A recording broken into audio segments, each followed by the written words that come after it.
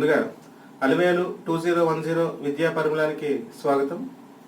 ఈరోజు మనం సంస్కృతంలో ధాతువుల గురించి తెలుసుకునే ప్రయత్నం చేద్దామండి.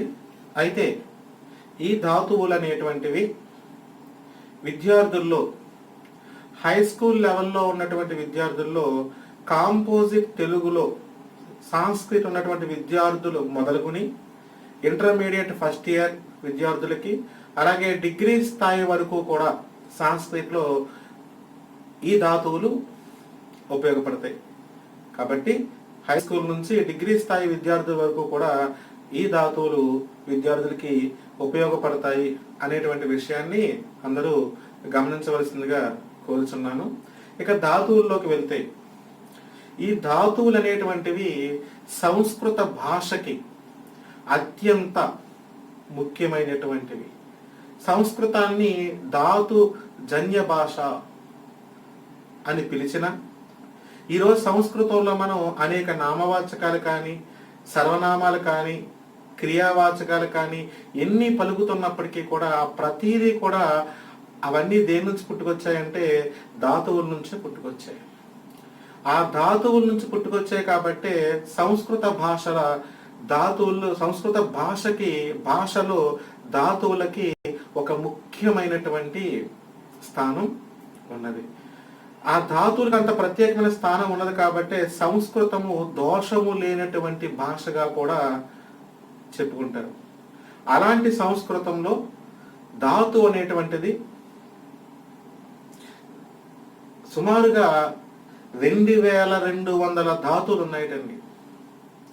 సుమారుగా 2200 ధాతువులు ఉన్నాయట సంస్కృత భాషలో. సంస్కృతంలో సుమారుగా 2200 ధాతువులు కలవు. అయితే ఈ 2200 ధాతువులని కూడా ఈ ధాతువుల్ని 2 విభాగాల కింద విభజించారు సంస్కృతంలో. ఆ 2 విభాగాలు ఏంటంటే, ఒకటి పరస్మైపది ధాతవః ఆత్మనేపది ధాతవః. ఈ 2200 సుమారుగా ఉన్నటువంటి ధాతువుల్ని ఈ సంస్కృత ధాతువుల్ని 2 విభాగాల కింద విభజిస్తే, ఒకటి పరస్మైపది ధాతవః అంటే పరస్మైపద ధాతువులు, రెండవది ఆత్మనేపది ధాతువులు అని 2 విభాగాల కింద విభజించుకొచ్చారు. అయితే విద్యార్థుల్లో సుమారుగా సంస్కృత భాషను నేర్చుకునేటువంటి విద్యార్థులు సంస్కృత భాష 2 రకాలుగా ఉంటుంది. ఒకటి వ్యవహారికంగా సంస్కృతాన్ని నేర్చుకోవటం, రెండవది సాహిత్యపరంగా సంస్కృతాన్ని నేర్చుకోవటం. అయితే ప్రస్తుతం విద్యార్థులకి హై స్కూల్ నుంచి ఇంటర్మీడియట్ డిగ్రీ స్థాయి విద్యార్థులకి వ్యవహారికంగా సంస్కృత భాష నేర్చుకుంటే సరిపోతుంది. సాహిత్యపరంగా అంటే ఒక పుస్తకాన్ని చదివి దాన్ని అర్థం చేసుకునేంత సాహిత్య భాష పరంగా సంస్కృతాన్ని నేర్చుకునేంత అవకాశం ఇప్పుడు లేదు. కాబట్టి వ్యవహారికంగానే సంస్కృతం మనకి ఉపయోగపడుతుంది. ఎందుకంటే మనకి సంస్కృతి అనేటువంటిది విద్యార్థులకి, ఎందుకంటే ప్రస్తుత విద్యార్థులకి స్కోరింగ్ సబ్జెక్ట్ కాబట్టి 10th క్లాస్లో కావచ్చు, 9th కావచ్చు, ఇంటర్మీడియట్ ఫస్ట్ ఇయర్లో కావచ్చు, డిగ్రీస్లో కావచ్చు, సంస్కృతి అనేటువంటిది ఎందుకంటే వ్యవహారికంగా మంచి మార్కులు సంపాదించడానికి ఉపయోగపడేది. కాబట్టి ఇప్పుడు మనం నేర్చుకునేటువంటి ధాతువులు కూడా వ్యవహారిక సంస్కృతానికి ఉపయోగపడే విధంగానే నేర్చుకుందాం. అయితే ఇక్కడ వ్యవహారికంగా నేర్చుకునేటప్పుడు ధాతువులు మనం 2 రకాలని చెప్పుకున్నాం. ఒకటి పరస్మైపది ధాతవః ఆత్మనేపది ధాతవః. ఏదో ఒక ధాతువు నేర్చుకుంటే సరిపోతుంది. ఆత్మనేపది ధాతవః కానీ, పరస్మైపది ధాతవః కానీ, ఆత్మనేపది ధాతవః అంటే పరస్మైపదులు కానీ ఆత్మనేపదులు రెండింటిలో ఏదో ఒకటి నేర్చుకుంటే విద్యార్థులు సరిపోతుంది. లేదు కాస్త చక్కగా ఉన్న పరిధిలో అవగాహన చేసుకుంటారంటే రెండు ధాతువులు కూడా నేర్చుకోవచ్చు. అయితే ఇక్కడ ప్రతి ధాతువు కూడా ఈ ధాతువులు పరస్మైపద ధాతువులు కావచ్చు, ఆత్మనేపద ధాతువులు కావచ్చు, ఎన్ని లకారాలు ఉంటాయంటే ఒక్కొక్క ధాతువుకి 10 లకారాలు ఉంటాయటండి. ఒక్కొక్క ధాతువుకి 10 లకారాలు ఉంటాయట. 10 లకారాలు. ఈ లకారాలు అంటే ఏంటనేటువంటి తర్వాత చెప్పుకుందాం. ఒక్కొక్క ధాతువుకి 10 లకారాలు ఉంటాయట.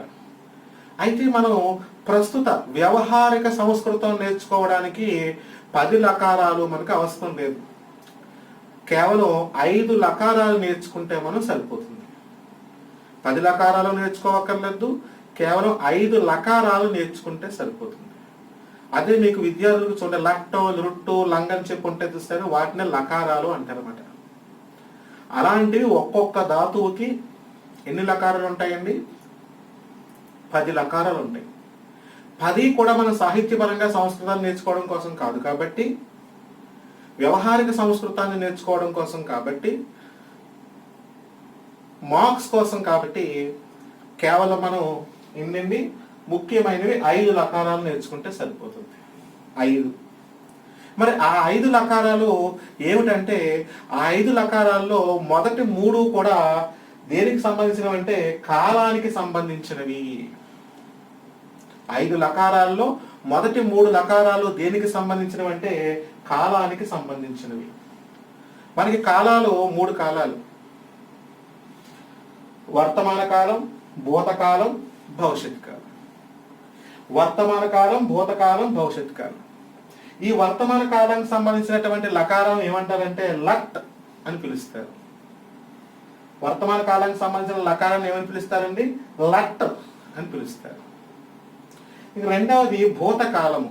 భూతకాలం అంటే గడిచిపోయిన కాలాన్ని భూతకాలం అంటాం, ఫాస్ట్ టెన్స్. వర్తమాన కాలం అంటే ప్రజెంట్ టెన్స్, జరుగుతూ ఉన్న కాలాన్ని. వర్తమాన కాలాన్ని లట్ అనే లకారంతో పిలిస్తే, భూతకాలంలో ఉన్నటువంటి లకారాన్ని ఏమని పిలుస్తాం మనం? లంగ్ లంగ్ అని పిలుస్తామట. ఇక భవిష్యత్ కాలం మూడవది ఫ్యూచర్ టెన్స్. ఫ్యూచర్, జరగబోయేది. దాన్ని ఏమని లకారం అంటే లిరుట్టు. 5 లకారాల్లో మొట్ట 3 లకారాలు ఏంటండి? లట్టు, లంగ్, లిరుట్టు. లట్ అనేది వర్తమాన కాలానికి సంబంధించింది, లంగ్ అనేది భూతకాలానికి సంబంధించింది, లిరుట్టు అనేది భవిష్యత్ కాలానికి సంబంధించింది. మరి ఇంకా రెండు లకారాలు ఉన్నాయి కదా. ఆ 2 లకారాలు దేనికంటే భావాన్ని తెలిపేవి. 2 కూడా ఏంటా భావం అంటే, 4వది విధులు కర్తవ్యాలు తెలిపేది. సో ఆర్డర్, విధులు తెలిపేటువంటి లకారం, దాన్ని విధి లింగ్ అని పిలుస్తారు. ఇక లాస్ట్ది 5వ లకారం ఏంటంటే భావాన్ని తెలిపే దాంట్లో ప్రార్థన. సో రిక్వెస్ట్, ప్రార్థన, రిక్వెస్ట్. అలాగే ఆ ప్రార్థన తెలిపేటువంటి దాన్ని ఏమంటామంటే లోటు. ఎవరు పిలుస్తామండి? లోటు. మొత్తం 5 లకారాలు: లట్టు, లంగు, లుట్టు, విధిలింగు, లోటు. ఈ 5 లకారాలు కూడా హై స్కూల్ లెవెల్ నుంచి డిగ్రీ స్థాయి విద్యార్థుల వరకు ఈ 5 లకారాలు ఖచ్చితంగా నేర్చుకోవాల్సింది. అవి ఆత్మనేపథ ధాతువులు కావచ్చు, పరస్మనేపథ ధాతువులు కావచ్చు. ఈ 5 లకారాలు ఖచ్చితంగా ఏ ఒక్కటి విడిచిపెట్టకుండా 5 నేర్చేసుకోవాలి మీరు. లట్ వర్తమాన కాలము, లంగ్ భూతకాలము, లుట్టు భవిష్యత్ కాలము, విధి లింగు విధుల్ని తెలియజేసేది, అలాగే ప్రార్థనని, సో రిక్వెస్ట్ తెలిపేదాన్ని ఏంటంటే లోటు. ఈ 5 లకారాన్ని ఖచ్చితంగా మనం నేర్చుకోవచ్చు. 10 అవసరం లేదు. కేవలం 5 లకారాలు కాదండి, ధాతువుల్లో 10 లకారాలు ఉంటాయి. 10లో మనకు అవసరం లేవు. ముఖ్యమైనవి ఏంటంటే ఈ 5 లకారాలు నేర్చుకుంటే సరిపోతుంది, హై స్కూల్ లెవెల్ నుంచి డిగ్రీ స్థాయి విద్యార్థుల వరకు కూడా. తర్వాత ప్రతి లకారం, ప్రతి ధాతువు కూడా, ప్రతి ధాతువు నిర్మాణం చేసేటప్పుడు ధాతువులు ఎలా ఉంటాయంటే, ధాతువులు 3 పురుషుల్లో ఉంటాయి. ధాతువులు 3 పురుషుల్లో ఉంటాయి. ఏంటా 3 పురుషులు అంటే, 1 ప్రథమ పురుష, 2 మధ్యమ పురుష, 3 ఉత్తమ పురుష. అంటే మీకు ఈ విషయం చెప్పాలంటే, ధాతువు ఎప్పుడు క్రియాపద అంటే క్రియాపదాల యొక్క మూల రూపాలను చెప్పొచ్చు ధాతువులను మనం. అవి కొంచెం ముందుకు వెళ్తే ఇంకా చక్కగా తెలుస్తాయి. ప్రస్తుతానికి ధాతువులు 2200 ధాతువులు ఉన్నాయి. అవి 2 రకాలు: 1 పరస్మైపద ధాతువులు, 2 ఆత్మనేపద ధాతువులు. మొత్తం ధాతువుల్లో 10 లకారాలు ఉంటాయి. 10 లకారాల్లో ప్రస్తుతం మనం నేర్చుకోవాల్సిన ముఖ్యమైనవి 5 లకారాలు. ఈ ధాతువులు ఎన్ని పురుషులు ఉంటాయంటే 3 పురుషులు ఉంటాయి. 3 పురుషుల్లో ఉంటాయి అన్నమాట. ఏమిటి? ప్రథమ పురుష, మధ్యం పురుష, ఉత్తమ పురుష. ప్రథమ పురుష అంటే ఏంటి? మధ్యం పురుష అంటే ఏంటి? ఉత్తమ పురుష అంటే ఏంటి? ప్రథమ పురుష అంటే థర్డ్ పర్సన్ అని చెప్పొచ్చు. అంటే మూడో వ్యక్తి గురించి చెప్పేది. అంటే తెలుగులో అతడు, హీ, లేదా పేర్లు వచ్చేవి రామ, సీత, లక్ష్మణ అనే పేర్లు వచ్చాయి అనుకోండి, అవి ఏ పురుషులకు వెళ్తాయి అంటే ప్రథమ పురుషులకు వెళ్తాయి, థర్డ్ పర్సన్ అన్నమాట. ఇక మధ్యమ పురుష అంటే పక్కన ఉన్న వాడి కోసం చెప్పేది. అంటే నీవు, సంస్కృతంలో త్వం, త్వం అని అనొచ్చు. యు అంటే పక్కన ఉన్నవాడి కోసం చెప్పేది. తర్వాత ఉత్తమ పురుష. ఉత్తమ పురుష అంటే తనని గురించి తాను చెప్పేవి. నేను, ఐ, లేకపోతే సంస్కృతంలోకి వస్తే అహం, అహం అని చెప్పడం అన్నమాట. ధాతువులు 3 పురుషుల్లో ఉంటాయి. ఏంటంటే అవి ప్రథమ పురుష, మధ్యమ పురుష, ఉత్తమ పురుష. ప్రథమ పురుష అంటే థర్డ్ పర్సన్, అంటే మూడో వ్యక్తి గురించి చెప్పేవి. అంటే నామవాచకాలన్నీ కూడా ప్రథమ పురుషులకు వెళ్తాయి, పేరు తెలియజేస్తే. మధ్యమ పురుష అంటే పక్కన ఉన్నవాడి కోసం చెప్పేవి. ఉత్తమ పురుష అంటే తనని గురించి తాను చెప్పుకునేది. రైట్. మరి ధాతువులు 3 పురుషుల్లో ఉంటాయి, 3 వచనాల్లో ఉంటాయి. వచనాలు 3: ఏకవచనం, ద్వివచనం, బహువచనం. మీకు ఏ భాషలోనైనా సరే వచనాలు 2 ఉంటాయి, ఏకవచనం, బహువచనం ఉంటుంది. కానీ సంస్కృతంలో 3 వచనాలు ఉంటాయి. అదేంటంటే ద్వివచనం. ఏకవచనం అంటే ఒక వ్యక్తి గురించి చెప్పేది, ద్వివచనం అంటే ఇద్దరు గురించి చెప్పేది, బహువచనం అంటే ముగ్గురు గురించి చెప్పేది. కాబట్టి ధాతువుల గురించి తెలుసుకునేటప్పుడు ఖచ్చితంగా ఈ 3 విషయాలు ముందుగా తెలియాలి. ఏంటి? ఈ 4 విషయాలు తెలియాలి. ధాతువులు 2 రకాలు, పరస్మైపద ధాతువులు, ఆత్మనేపద ధాతువులు అనేది ఖచ్చితంగా తెలియాలి. అలాంటి ధాతువుల్లో మనం నేర్చుకోవాల్సిన లకారాలు 5 లకారాలను తెలుసుకోవాలి. ఆ 5 లకారాలు ఏంటో మనకు తెలిసి ఉండాలి. తర్వాత ఆ ధాతువులు ఎన్ని పురుషుల్లో ఉంటాయి, ఎన్ని వచనాల్లో ఉంటాయి? 3 పురుషుల్లో ఉంటాయి, 3 వచనాల్లో ఉంటాయి. ఈ విషయాలు ధాతువుల మీద మీకు అవగాహన అయితే ధాతువులను నేర్చుకునేటప్పుడు, మీరు కంఠస్థం చేసేటప్పుడు సులభంగా నేర్చుకోవచ్చు. ఇప్పుడు ఈ ధాతువు అనేటువంటివి దేనితో కలిస్తే క్రియారూపాల కింద మారుతాయి? ధాతువు అనేటువంటిది దేనితో కలిస్తే క్రియారూపం కింద మారుతుంది అంటే ధాతువు ఎప్పుడు కూడా ప్రత్యయంతో చేరినప్పుడు, ధాతువుకి ప్రత్యయం కలిసినప్పుడు అవి క్రియాపదాల కింద మారుతాయి. ధాతువు ప్లస్ ప్రత్యయము ఈజ్ ఈక్వల్ టు క్రియాపదం. ధాతువు ప్లస్ వికరణ ప్రత్యయము ప్లస్ ప్రత్యయము ఈజ్ ఈక్వల్ టు క్రియాపదం అని చెప్పొచ్చు. సరే, మనకి అంత అవసరం లేదు కాబట్టి ఇది బాగా గుర్తుంచుకోవాలి. ధాతువు దేంతో కలిస్తే అండి? ధాతువు క్రియాపదం ప్రత్యయంతో కలిస్తే, ప్రత్యయం కలిస్తే అంటే మనకి తెలుగులో చూడండి, డు మోవులు ప్రథమ విభక్తి, డు అనేటువంటి ప్రత్యయం, రామ అనేటువంటి శబ్దం, రామ అనే శబ్దానికి ప్రాతిపదిక డు అనే ప్రత్యయం చేసినప్పుడు ఏమవుతుంది? రాముడు అవుతుంది. ఒక పదం కింద ఏర్పడుతుంది. అలాగే ధాతువుకి ప్రత్యయం చేరినప్పుడు క్రియాపదం కింద ఏర్పడతాయి. ఉదాహరణకి భవ అనే ధాతువు అనుకోండి. ఎగ్జాంపుల్, భవ అనే ధాతువు. భవ అనే పదానికి అర్థం ఏంటంటే ఉండు.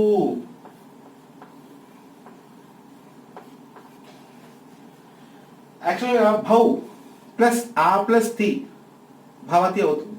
భవ ప్లస్ తి ఏముందండి? భవతి. అంటే తి అనేటువంటిది ఏంటి? ప్రత్యయం. తి అనేటువంటిది ప్రత్యయం. కాబట్టి ఇప్పుడు ధాతు అనేటువంటిది క్రియాపదంగా ఎప్పుడు మారుతుందంటే ధాతు అనేటువంటిది ప్రత్యయంగా చేరినప్పుడు, ధాతు అనేటువంటిది ప్రత్యయంతో కలిసినప్పుడు క్రియాపదాల కింద ఏర్పడతాయి. మరి ధాతులు ఎన్ని రకాలని చెప్పుకున్నాం మనం? 2 రకాలని చెప్పుకున్నాం. ఒకటి పరస్మై పద ధాతువులు, 2 ఆత్మనేయ పద ధాతువులు. ఇప్పుడు మనం పరస్మై పద ధాతువుల గురించి చెప్పుకోవచ్చు. రైట్. పరస్మైపద ధాతువుల్లో మనకి లకారాలు ఎన్ని లకారాలు అని చెప్పుకున్నామండి? 5 లకారాలు. 5 లకారాల్లో మొట్టమొదటి లకారం ఏంటి? వర్తమాన కాలం. వర్తమాన కాలాన్ని ఏమని పిలుస్తాం మనం? లట్ అని పిలుస్తాం. వర్తమాన కాలాన్ని లట్ అనేటువంటి దాంతో పిలుస్తాం. ఈ రోజు పరస్మైపద ధాతువుల్లో వర్తమాన కాలానికి సంబంధించిన లట్ ప్రత్యయాలు నేర్చుకుంటే ధాతువులు మనం ఈజీగా తయారు చేయొచ్చు, చాలా సులభంగా తయారు చేయొచ్చు. ధాతువు క్రియాపదాల కింద మార్చాలంటే మనకి ప్రత్యయాలు ఖచ్చితంగా వచ్చి ఉండాలి. ఏ లకారానికి ఏ ప్రత్యయాలు అయితే ఉంటాయో ఆ లకారానికి ఆ ప్రత్యయాలు నేర్చుకుని ఉండాలి. ఇప్పుడు వర్తమాన కాలానికి సంబంధించి లట్ అనే దానికి సంబంధించిన ప్రత్యయాలు నేర్చుకోవచ్చు. ధాతువులు ఎన్ని పురుషుల్లో ఉంటాయి? ప్రథమ పురుష, మధ్యమ పురుష, ఉత్తమ పురుష. ఎన్ని వచనాలు ఉంటాయండి? ఏకవచనం, ద్వివచనం, బహువచనం. 3 పురుషులు, 3 వచనాలు. ఇప్పుడు పరస్మైపద ధాతువుల్లో వర్తమాన కాలానికి సంబంధించి లట్ అనే లకారానికి సంబంధించిన ప్రత్యయాలు చూద్దాం. ఈ ప్రత్యయాలు మనకు వచ్చినాయి అనుకోండి, ఏం చేయొచ్చు? ఒక్క ధాతువుకు సంబంధించి 9 క్రియాపదాలు తయారు చేయొచ్చు. అవి ఎలాగో చూద్దాం. ఆ ప్రత్యయాలు ఏంటంట? తి, తహ, ఇంతి. తి, తహ, ఇంతి. మధ్యమ పురుష సి, తహ, థ. ఉత్తమ పురుష ఆమి, ఆవహ, ఆమ. మరొకసారి. ప్రథమ పురుష తి, తహ, ఇంతి. మధ్యమ పురుష సి, తహ, థ. ఉత్తమ పురుష ఆమి, ఆవహ, ఆమహ. ఈ ప్రత్యయాలు దేనికి సంబంధించినవి? లట్టకి సంబంధించినవి. ఈ ప్రత్యయాలు వచ్చేసినాయి అనుకోండి, మనం చక్కగా ధాతువుల్ని క్రియాపదాల కింద మార్చేయచ్చు. ఉదాహరణకి చూడండి, ఇక్కడ కొన్ని ధాతువులు రాసాం. హై స్కూల్ లెవెల్ నుంచి డిగ్రీ స్థాయి విద్యార్థుల వరకు మ్యాక్సిమం ఈ 10 ధాతువులే ఉంటాయి. భవ, ఉండు. పిభ, తాగు అంటే పిబ్బు. పిబ్బు ప్లస్ ఆ ప్లస్ తి పిబతి అవుతుంది. గచ్చ, వెళ్ళు, గో. లెక, లెక అంటే రైట్, రాయుట. పట, చదువుట. ఖాద, తిను. వద, స్పీక్, మాట్లాడుట. ధావ, సో రన్, పరిగెట్టడం. చల, సో కదలటం, మూవ్ అవటం. పశ్య, చూడటం. ఈ 10 ధాతువులు కూడా మ్యాక్సిమం హై స్కూల్ లెవెల్ నుంచి డిగ్రీ స్థాయి విద్యార్థుల వరకు కూడా ఈ 10 ధాతువులే ఉంటాయి. అలా 2-3 అటు ఇటు ఉండొచ్చు ఇంటర్మీడియట్ వాళ్ళు. సో హై స్కూల్ ఏపీలో ఖచ్చితంగా ఈ 10 ఉంటాయి. ఇప్పుడు ఈ వర్తమాన కాలానికి సంబంధించిన లట్టకి సంబంధించిన ఒక భవ అనే ధాతువుని తీసుకున్నాం అనుకోండి, ఈ ప్రత్యయాలు వచ్చినాయి అనుకోండి, ఒక్కొక్క దానికి మనం 9 క్రియాపదాలు తయారు చేయొచ్చు. ఎలాగా? క్రియాపదం ఎప్పుడు ఏర్పడుతుందో చెప్పుకున్నాం. ధాతువు ప్లస్ ప్రత్యయం ఈజ్ ఈక్వల్ టు క్రియాపదం. ఇప్పుడు ధాతువు ఏం తీసుకుందాం? భవ అనే ధాతువు తీసుకుందాం. అంటే ఇక్కడ ఏం చేస్తామండి? భవ ప్లస్ తి కలిపేయండి. భవతి, భవతః, భవంతి. దానికి ధాతువు చేర్చడమే కదా. భవతః, భవంతి. ఇప్పుడు భవసి, భవతః, భవత్థ, భవామి, భవతి, భవతః, భవంతి, భవసి, భవత్తః, భవత్థ, భవామి, భవావహ, భవామహ. మరి తెలుగులో అర్థం ఏంటండి? భవతి, భవ అనే పదానికి అర్థం ఏంటండి? ధాతువుకి అర్థం ఏంటి? ఉండు. భవతి ప్రథమ పురుషు కదా, 3rd పర్సన్, ఉన్నాడు. ద్వివచనం ఒకసారి భవతః, ద్వివచనం ఇద్దరు ఉన్నారు. భవంతి బహువచనం, ఉన్నారు అని చెప్పేసి. మధ్యం పురుషులో చూడండి, భవసి. భవసి అంటే సో నీ ఉండు, నీ ఉన్నావు అని చెప్పడం. భవత్తః మీరిద్దరు అంటే పక్కన సెకండ్ పర్సన్, పక్కన ఉన్న వాళ్ళ కోసం మాట్లాడేది కదా, మీరిద్దరు ఉండండి లేదా మీరిద్దరు ఉన్నారు చెప్పడం. భవత్థ మీరుండండి, మీరున్నారు. ఉత్తమ పురుష భవామి, భవావహ, భవామహ. భవామి ఐ నేనున్నాను. భవావహ మేమిద్దరం ఉన్నాం, భవామహ మేమంతా ఉన్నాం. సో ఇలా క్రియాపదాలు తయారు చేయొచ్చు. ఒక్క లట్టకి సంబంధించిన ప్రత్యయాలు ఇవి కేవలం ప్రజెంట్ టెన్స్ కదా, ప్రజెంట్ టెన్స్ లో ఉన్న ప్రత్యయాలు అండి ఇవి, దానికి సంబంధించినటువంటి ధాతువులు. ఇప్పుడు రెండవది చూడండి, పిబ్. పిబ్ అంటే త్రాగు. ఇప్పుడు మీ క్రియారూపాన్ని మీరు చక్కగా రాసేయచ్చు. ఎట్లా? ఆ ప్రత్యయాలు చేర్చడమే. ఎలా? పిబతి, పిబతః, పిబంతి. పిబసి, పిబతః, పిబథ. పిబామి, పిబావః, పిబామః. తర్వాత గచ్చ వెళ్ళటం. గచ్చతి, గచ్చతః, గచ్చంతి. గచ్చసి, గచ్చతః, గచ్చథ. గచ్చామి, గచ్చావః, గచ్చామః. సో ప్రతి ధాతువుని కూడా మీరు చక్కగా రాయొచ్చు. తర్వాత 4, 5 లెక్క చూడండి. లెక్క ధాతువు. లెకతి, లెకతః, లెకంతి. లెకసి, లెకతః, లెకథ. లెకామి, లెకావః, లెకామః. పట్ చదువుట. పఠతి, పఠతః, పఠంతి. పఠసి, పఠతః, పఠథ. పఠామి, పఠావః, పఠామః. సో ఇలా చెప్పుకుంటూ పోతే మొత్తం అన్ని వచ్చేస్తాయి. ఇవన్నీ మనం ఎంత సులభంగా తయారు చేయాలంటే ముందు మనకి ఏం రావాలి? ఈ ప్రత్యయం రావాలి.